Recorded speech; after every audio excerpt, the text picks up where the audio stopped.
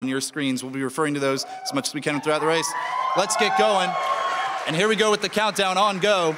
On 5, 4, 3, 2, 1, go! All right, and welcome everyone to Ori and the Blind Forest Definitive Edition. This game is a Metroidvania platformer originally released in 2015 with the DE edition a year later. Today we will be running the all skills, no out of bounds, no teleport anywhere category, in which our runners will be collecting a total of 11 skills throughout the world. Like any Metroidvania, we will start pretty limited with only the abilities to run and jump. Yeah, and so in this speed run, we're going to see our runners collect some resources, and we consider 3 primary resources. The first one's going to be health, and then the next one is going to be energy as they pick up this energy cell, which is going to increase their maximum amount of energy, allowing them to save more and use some abilities. But also we consider experience as a resource as well.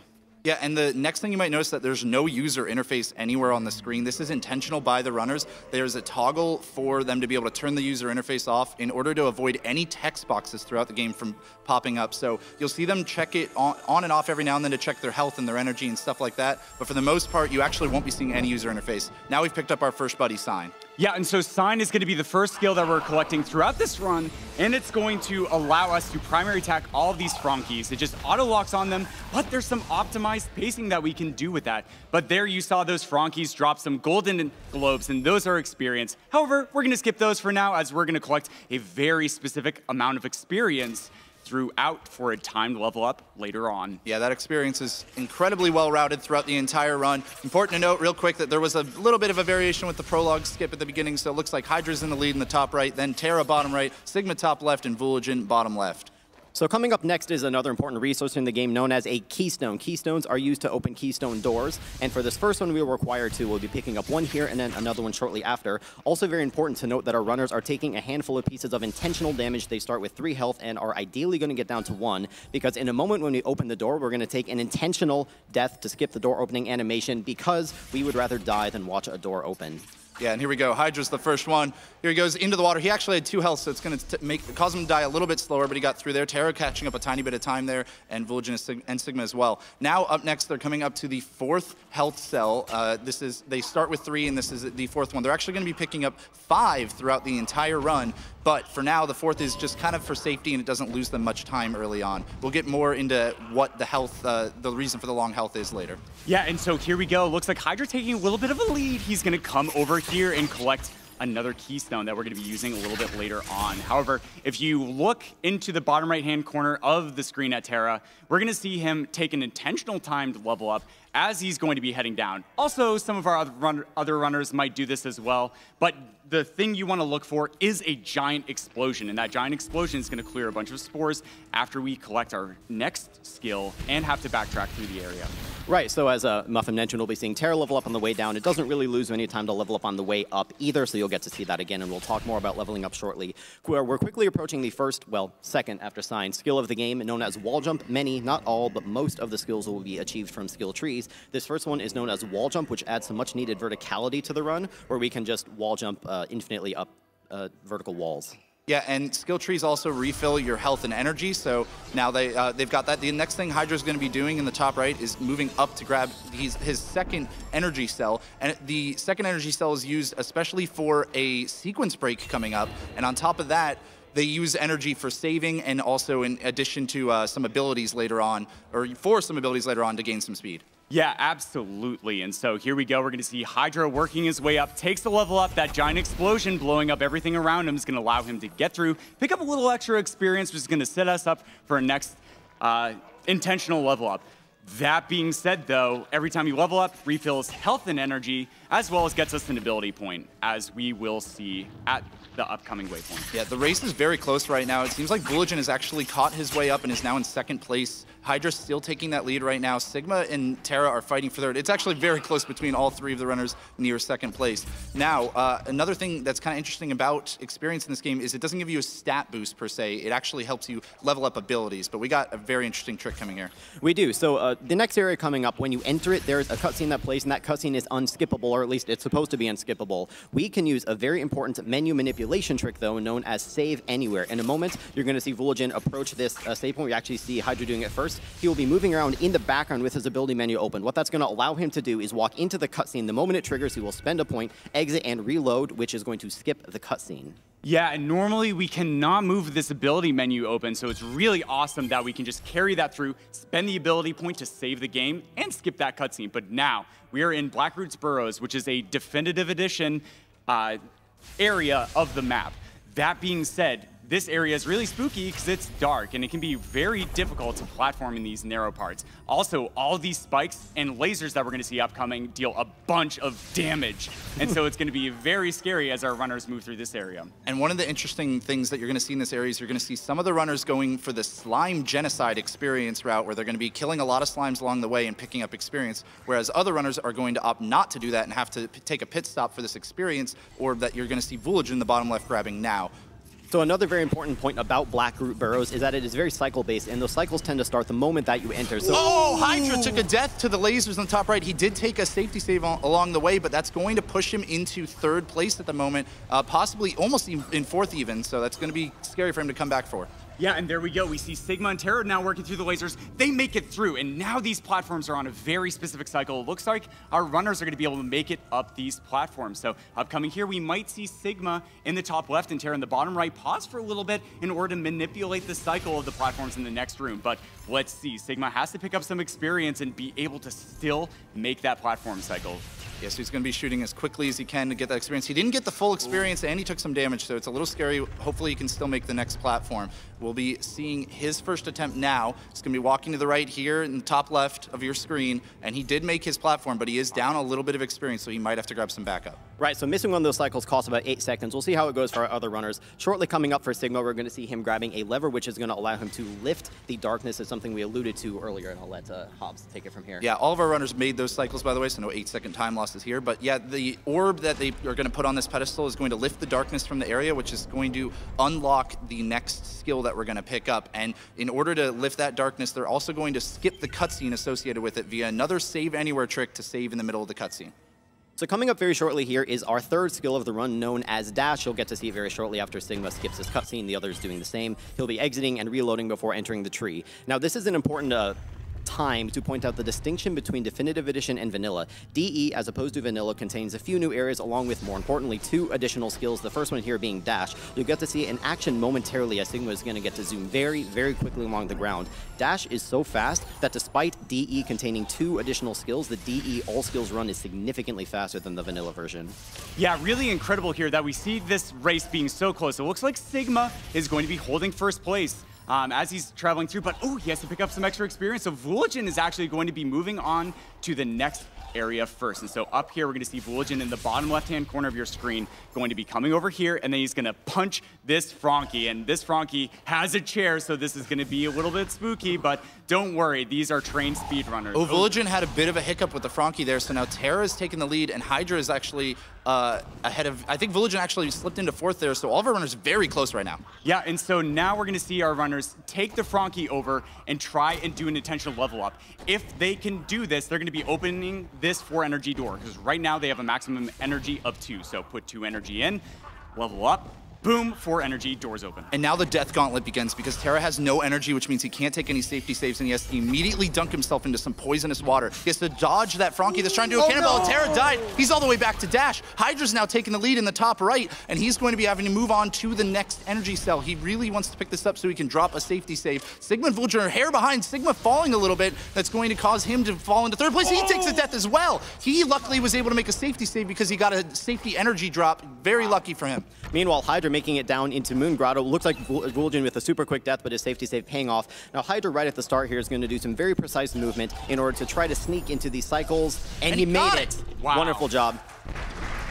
That trick saves about 8 seconds. Let's see if Vulajin can get his. Misses it. That's going to put him 8 seconds behind and solidify Hydra's lead.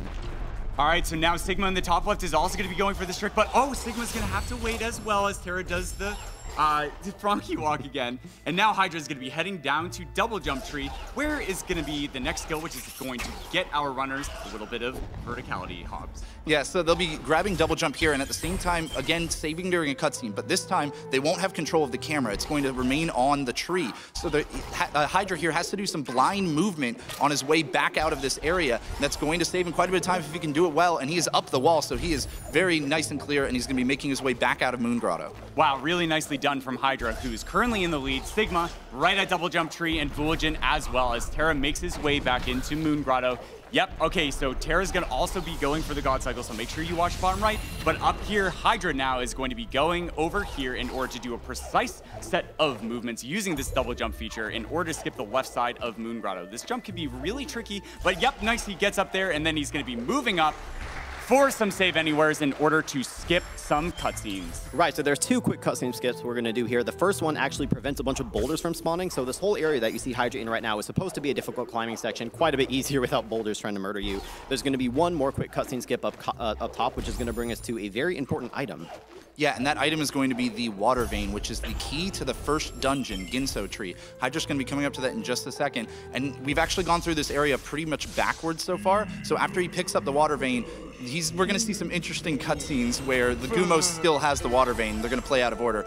With that, we have a few moments for some donations here, Railcoon. Yes. I do have a $150 chicken donation from Chicken Supreme. Says, good luck to all the Ori runners. All that Strider practice last night should only make grenade jump timing easier, right? I also have $30 from Dazdin, who says, Ori in the Blind Forest is an amazing game. Good luck to all the runners.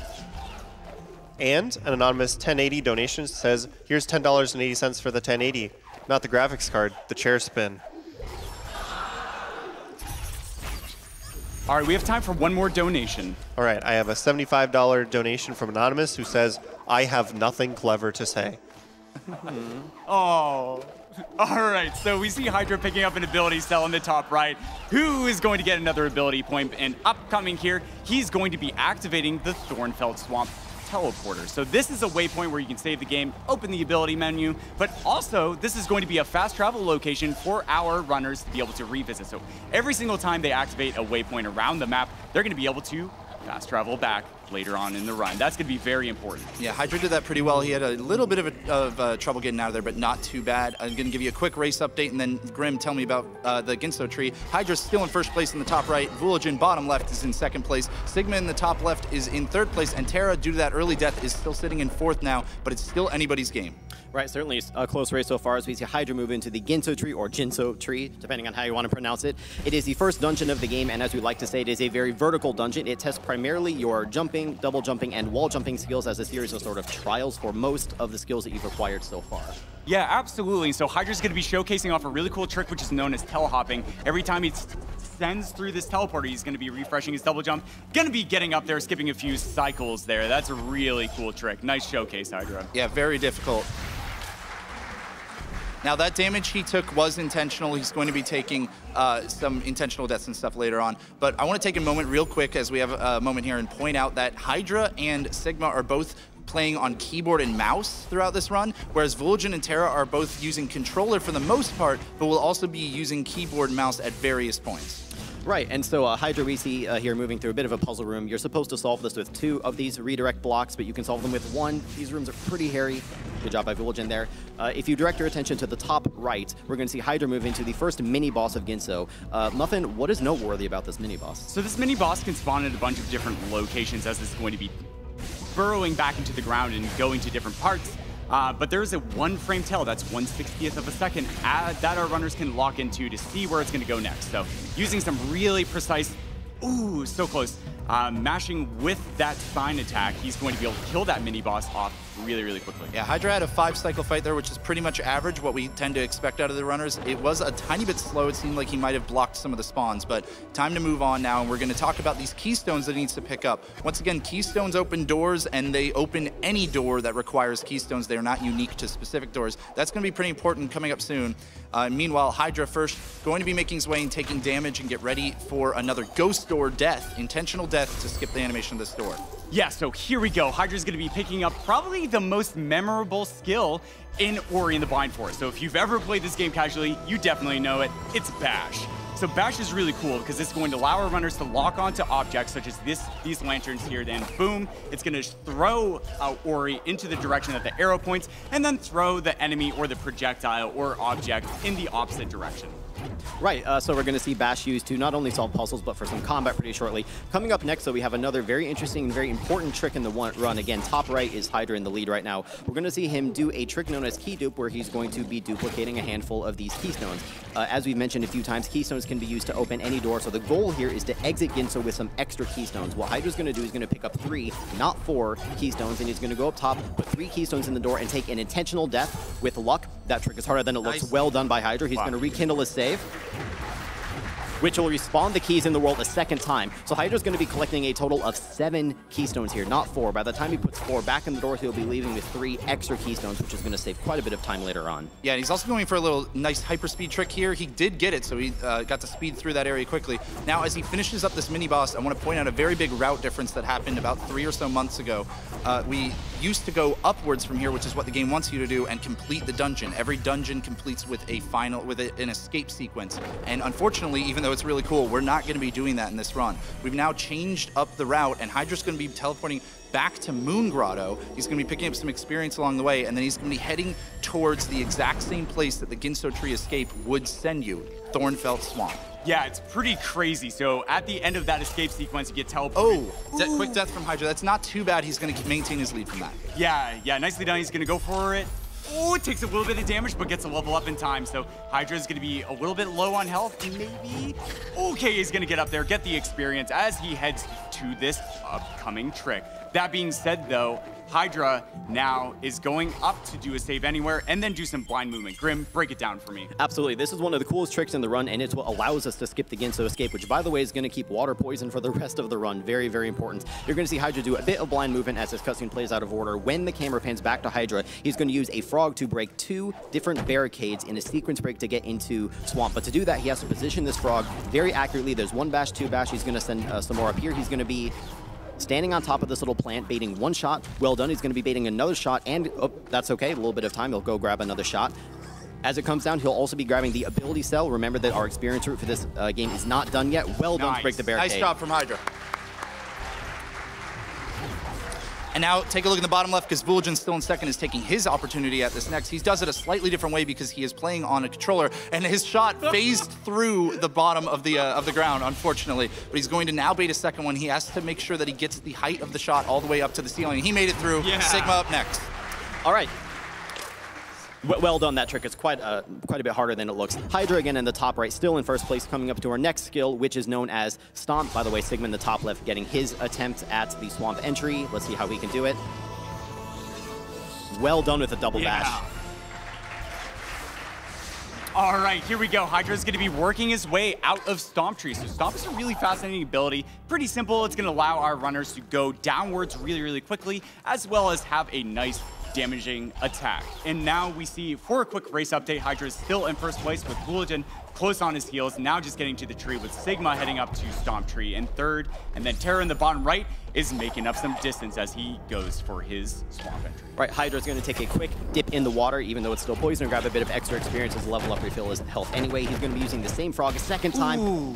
That's okay, a little bit rough. He'll be able to take a bit of a slow route, although that is going to give Vulajin and Sigma a chance to catch up. He needs 1 more ability cell, which is out of his reach, unless he has something to bash off of. Well done by Terra. Terra made his way into Swamp. Vulajin, again, now making his way over to the ability cell. We'll see how he does. He did a nice job there, so he's caught up quite a bit of time on Hydra now. He's right on his heels. But first, Hydra in the top right is about to come up to a trick we call Kuro cutscene skip. If all goes well, you will not notice a single thing happen. There's a cutscene trigger. He's going to do a precise bash to dodge here, and it looks like he made it. Well so done. Nothing happened at all. But here we go. Looks like Vulajin in the bottom left. Vulajin missed, so he's going to be reloading and taking a second attempt at this. We'll see how he does on this next one as Hydra's making his way to this 5th energy cell. Right, so this 5th energy cell is the last one we'll be getting. Throughout this run, we'll be using... Well done, well done. Throughout this run, we'll be using energy primarily for extra speed. You're going to see Hydra make another quick save. Whenever you see an exit and reload, it's almost always to skip a cutscene. This is going to pretty quickly bring Hydra up to our next skill. Yeah, and so we see Sigma now. Nice, he gets through it. Well done. But this next upcoming skill, normally we get it 3rd, but actually we're going to be picking it up 7th. So here it is, Charge Flame. It's not going to be too useful except for getting some additional abilities. That being said, we're going to see another Save Anywhere in the top right end Hydra screen. This is a great time for another donation. I have $150 from Maximilian, who says, at this point I am donating because I'm really enjoying the silly prize presentation. Spikes, Vegeta, and the other hosts are a treat. I also have $30 from The Matter, who says, watching AGDQ with my newborn son, hoping that he can grow up in a world that is cancer-free. Excellent. Thank you so much. Yeah.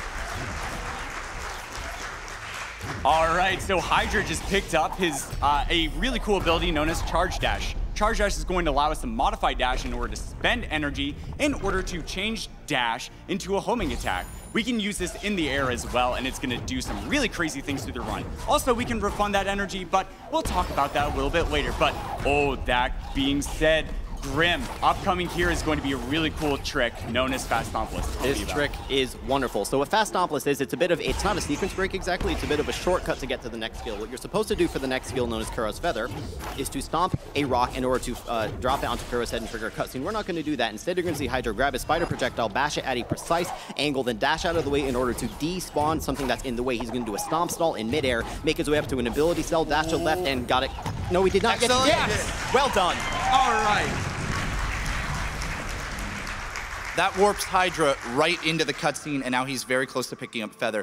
Feather is an ability that's going to allow our runners to glide, descend slowly, basically, and the game expects you to use that in order to move left and go towards the second dungeon, get the key and go to the second here dungeon. we go, Vulajin going for the cell, and he gets it! Yes, Vula! Nice, dude. Sigma is also on Fast Stompless. And Hydra now is going to be using a rocket jump, which is a method of canceling the charge dash to gain a lot of height very quickly. He's now going to be manipulating these birds to do a sequence break into an area that normally has a chamber of wind in it. And it looks like he was through first try. Yes, dude. Way to go. All right, Hydra is now in sorrow, but oh my goodness, all of these spikes deal terrible, terrible damage. That being said, though, in this area, we can actually break these floors in really creative fashion. So we're going to be able to get to the next skill tree a little bit quicker. Right, this next skill we're coming up to on Hydra screen again in the top right is known as Charge Jump. It's going to allow us to charge and jump up, which can do some damage and also just lets us get a bit more height. By the way, Sigma and Vula both getting the double bash attempts. Good job by Vulajin getting through. And it looks like Sigma's right there as well. Well done. Both getting Sarabash right immediately. Wow. Terra's going to be taking his attempt at Fast Stompless while Hydra's picking up Charge Dash. Let's see, or Charge Jump rather. Terra did not get it, so that's going to lose him some time. He's going to have to either try again or opt for the intended route. Now Hydra has now gotten Charge Jump, which allows him to jump up very quickly and do damage with his jump, and he's going to be doing another trick for him. Now, this trick is known as Terra Break, one of many skills named after Terra. That death was intentional by Hydra. He's going to take a death after spending a point. You might be difficult to see, but he actually broke another barricade, which is supposed to be broken from the top. From here, he'll be floating up to the top of Star Pass to pick up the key to the third dungeon in the game, which is known as the Sunstone. As we're coming up to the Sunstone, they're going to skip a cutscene, pick up that key that will give them, again, access to the third dungeon. And with that, we have time for one donation as we're about to head into our incentive. I have $15 from Griffs99, who says, good luck everyone at the race, commentary and couch, and please Hydra, don't soft laugh. Hashtag Team Terra. All right, thanks, Griffs. Griffs is a member of the Ori community.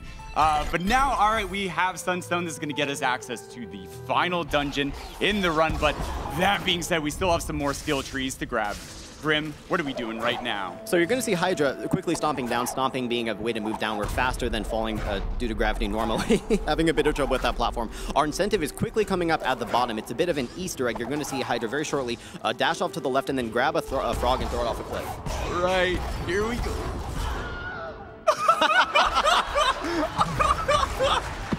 Hydra also did a rocket jump upside down. We like to call it a meteor kick, to get very quickly downwards off of our Wilhelm frog. Now he's in Misty Woods now, which is normally where we pick up the key to our second dungeon, and this area is somewhat of a maze, but he's going to be doing a lot of fancy movement because he knows exactly how the maze works. He's going to be using a lot of charge dashes and canceling the energy that it costs, getting it refunded by bashing and stomping.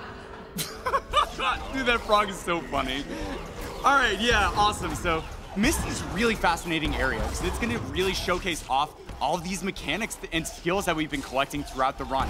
That being said, Charge Dash requires energy, but allows us to move faster. So not taking safety saves and Charge Dashing through areas can make this really spooky, but wow, Hydra's putting on a clinic and is going to get to the next tree. This is some of my favorite movement in the run coming up here, Grim. Absolutely, mine too. So we're going to quickly see Hydra pick up Climb. It's sort of an upgraded wall jump. Misty Woods, as Hobbs said, is one of his favorite, and I think all of our favorite areas of the run. The reason is that Misty Woods is a bit of a showcase. There are a total of 11 skills in or in the Blind Forest DE. We currently have 10 of them. We have all the energy we're going to get, and we have almost all of the health. So this area, even though our runners are probably going to make it look like a breeze, is actually very difficult. All of these spikes here are very, very dangerous. All of these lasers are insta-kill, and they're going to be using all of their energy to just go as fast as they possibly can. Yeah, Hydra, again, still in the lead. Want to give you a quick race update. Vulajin is still in second. He's now picking up Climb, so he's got 10 of his 11 skills as well. Sigma not far behind at all, picking up next, and Terra is grabbing his Sunstone. All right, and Hydra just took 2 damage there from the spike. So if he takes, whoa! Saved himself there. Yeah. Oh man, and this is why this area is so scary, especially this mini boss strat that's going to be coming up. So up here, crazy rocket jumps coming from Hydra. Oh, he's going for it. He has no health. If he hits any of these spikes, he's going to die. And he made it. Wow. It's not over yet, folks. The movement does not stop. He's coming up to mini boss, which will normally actually be 2 mini bosses. If he does this right, you won't even see him. And there, it's already gone. That's incredible. Very well done. We're going to see Sigma and Fula get their attempts at it before long as well. Hydra's going to move off to the left. The item here he gets is supposed to give him access to the key to the second dungeon. Remember, we already have the keys to the first and third. We will be skipping that item entirely because there's no skill in Forlorn Ruins. We actually will not be going there in the speedrun. So if you enjoy the Forlorn music like I do, I'm sorry, you're out of luck for this run. Yeah, and now Hydra is making his way completely out of Misty Woods, and he's heading back to a teleporter. Remember that teleporter, that Black Brew Burrows area that we went to earlier? Well, we're going back there again because it actually houses our final skill in the run. Yeah, absolutely. We still see Sigma and Vula and Terra are going to be working their way through Misty, but boom, Sigma just cleared out the mini-boss, and so did Vula, so really close fighting race for second place, but also these last couple minutes of the run, Grim, are just so packed with skills, and just all of this movement is really, really hard to micro-optimize and risks our runners from taking unintentional deaths. None of these runners are out of the race yet. Ori is not over until it's over. Hydra, the madman, is moving through Black Root Bros a second time with his ability menu open through a series of insta-kill lasers, skipping a cutscene that saves him a bit of energy so that he can use even more of it for extra skills. That's going to bring him to our 11th and final skill of the run. Yeah, this is Light Grenade. This is, again, our last skill of the run, which means as soon as we grab this, we're just going to the end of the game. And Light Grenade normally is used to open secret areas and deal some damage to enemies, but we're going to use it in some creative fashions in order to do a frame-perfect trick that Hydra's going to show off immediately here called a grenade jump to gain a lot of speed very quickly. Yes, fantastic. Beautiful job from Hydra there. Now he has to worry about these cycles. Wow, almost dying to that laser there, but able to react and dodge it in time. Yeah, here we go. He's coming up to the next laser. Whoa, that was so close. Nicely done from Hydra. But that being said, if you remember, yeah, that's right. We skipped Gitso Tree Escape, so water in the final escape is still going to be poison. So there we go, picking up some extra health for Hydra that's absolutely necessary. He's going to be teleporting to Thornfelt Swamp. So from here, this Thornfelt Swamp teleporter we activated shortly before the first dungeon, way earlier in the run. We're going to be dashing off to the left as quickly as possible. For a quick race update, we see Sigma making it to Light Grenade as well. Vulajin just seconds behind, and Terra still in Misty Woods with a bit of a nasty death earlier. Yeah, so Sigma has actually taken second place away. He caught up during that movement out of Misty Woods. But Hydra not going for an optional 6 health cell here means that he's going to have a hard time in that final escape. But here comes some very fancy movement from him, just charge dashing all the way over all this instant kill lava. So coming up next is one of the coolest tricks in the run. We're quickly approaching an area known as Mount Horu. It is the 3rd dungeon of the game. Spoiler alert, we will be doing none of it. Still going for these grenade jumps. That's fantastic. So coming up next, as I mentioned, is a trick known as Door Warp. What's going to happen is Hydra's going to enter this dungeon, and then the game, after a short cutscene, will autosave. From there, Hydra's going to exit and reload, and what he has to do is press up to enter the door on the frame the game loads. That means at 60 FPS, he has 0.016 seconds to get this. Let's see if he can get it first try. And well done! Oh my god! Wow! All right. All right, so this brings us quickly to the final escape. It is the culmination of everything that we've gotten in this run so far. Muffin, take it away. Unbelievable. What a showcase from Hydra in this latter game here as he's going into the final escape. It's so easy to die in this section because we only have 5 health. And so all of this fire, that's right, it's still hot. Those spikes are spiky. So Hydra cannot take any damage as he's going through this area. And so here we go, we're gonna see some charged dashes as he's gonna be stomping the floor, coming up to these lanterns, the bash up and off of it as Sigma now going for door warp as well in the top left. Hydra going through this area. Oh yes, okay, bashing off the elemental. Oh no, but that's right, water is poisonous. Don't drink that, you'll get GD flu. All right. Yeah, here we go, these fishes can deal damage. Yes. He gets out. There's one more trick remaining. He had to skip a cutscene here from Kuro, and now he's going to be lining up one more grenade jump. If he fails this, this could soft lock his game. Very precise location. He sets up for his first attempt here. Come on, Here we go. One frame trick. Yes, and he gets it. He's through. Fantastic. Hydra is going to be finishing the game very shortly. He just skipped a large portion of the final cutscene, but let's take a look at our other racers. Sigma is into the final escape, and he'll be taking his attempt momentarily. Vulajin, very close, so a death from Sigma will actually put Vulajin in the lead, and Terra is still over at Light Grenade, so he's heading over to Horu soon. Yeah, Vulajin already realizing that he's been kicked off the games committee. Have you watched the interview? All right, so Hydra in the top right, time is coming up very shortly. We will call it out. It'll be about 6 seconds from now. He just has to waddle to the right a little bit with Naru, and time. All right.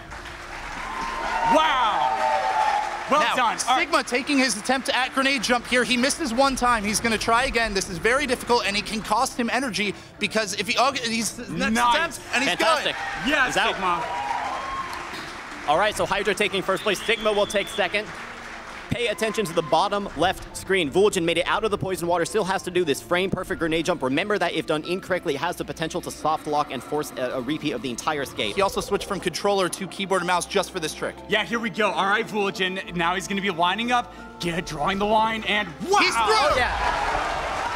Yes. All right, but keep your eyes peeled in the top left. Time is going to be coming up for Sigma in just a couple of seconds. All right. Get ready on that. Again, Naru, our character that we normally would know something about, but we've skipped everything with him or with her from now on. And as Sigma has time. Wow. All right. Terra now in the bottom right has opted for a safety health cell here. He wants to make sure he catches up here as best as he can, and he's going to be making his way to the final escape shortly. We're going to see time coming up for Vulajin as well on the bottom left. He has to walk to the right just as the others. The moment that Vulajin finishes, do pay attention to Terra as he takes his door up. Attempt. Terra did a frame perfect trick there named after him called a Terra jump. That was pretty excellent. Wait. What happened to Vulajin? What did you do? Did Hydra touch your computer, Vula? What? Vulajin is either in the cutscene right now or is actually soft locked. I'm not sure what has happened. What soft lock? It appears Vulajin might have soft locked. Oh, the race for third is on. But his Terra gets got first try. I don't know what's happening because Vulajin splits that seem to have. Vulajin says that the auto splitter has finished, so his game just didn't load the cutscene. I'm not exactly sure what happened with that. I think he's gonna maybe do it again, but we're gonna see Terra coming up. Vulajin, would you verify that run on the leaderboard? Let's be honest, man. All right, so we have one runner left. 1, 2, and 3 are done, but Terra's not out of the woods yet. As Muffin mentioned earlier, Terra has to make it through this entire escape sequence without taking damage because he needs all his health in order to survive the poison water. And Vulajin wants to prove that he can do this final escape and do that final trick, even if his run is already completed. So he's going to be taking one more shot at it for you at home who don't believe him. All right, bottom right-hand corner. Terra's trying to avoid getting GD flu. Gonna be bashing off this fish. Nice, makes it through. Yeah, and again, Kuro, the enemy here, is supposed to trigger in this area, but he skipped the cutscene trigger for it in order to have more time to line up the shot. Gonna be taking his best attempt here, and he's through first. No, he's start! Terra, didn't start! We may see Vulajin take another victory over Terra. Terra, because Ori turned to the left, we knew that the game would soft lock if he had allowed that to continue. So he had to react quickly in order to reload his game and go for the final escape again. That just means that he was very barely off of his positioning on that wall. Yeah, we're not joking when we say this is a 1/60th of a second trick. Not only that, but the position of the trick is super important. So very easy to soft lock and lose pretty much a minute in that case. Vulajin coming up on another attempt at grenade jump. Let's see if he gets it successfully or soft locks like Terra did, making it look easy. Yeah. It looks like he's through. I hope so. Yeah. We'll have to find out this time. Hopefully time should be coming up for Vulajin shortly. This time he left the UI on to make sure the cutscene played. And Terra will be making his way through that poison water again. He did a great job through the last final escape, just the final trick really tripping him up. So we'll have to see how he deals with it this time. Yeah, here we go. Now Terra's going to be feathering up as time is going to be coming up for Vulajin. So make sure you keep track of both the bottom left and the bottom right. All right, Terra going up for grenade jump. All right, he misses it once as Naru is about to start walking. But here we go, Terra, two misses. Misses it twice. Get ready for time on Vulajin. Terra gets in. Yes. And Vulajin is doing some hops. Oh, those optimizations. Nice job from Terra there. Vulajin is waiting for his buddy here, I think. Oh my God, Vulajin, the BM is so real. He's decided to hop around a bit. We have a race for 3rd and 4th. Who's going to win?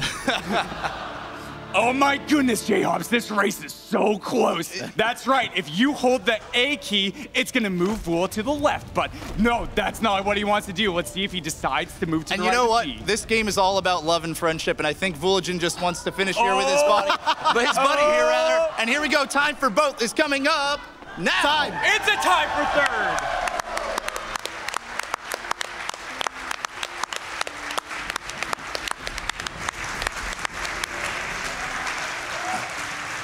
Wow. What an unbelievable race here, folks, that we had today. We got the that's never happened before of our dreams, and we had an excellent set of runs from all 4 of our runners here. But that's going to be pretty much it for us. What did you guys think, real quick, about how that went in the early game when it was just trading back and forth all the time? I was very, very pleased personally that we had such a close game for quite a while. We did see a pretty rough death from Terra early on, but for the most part, even getting into the end of Ginso, everyone is very close for quite a long time. That's not an easy feat.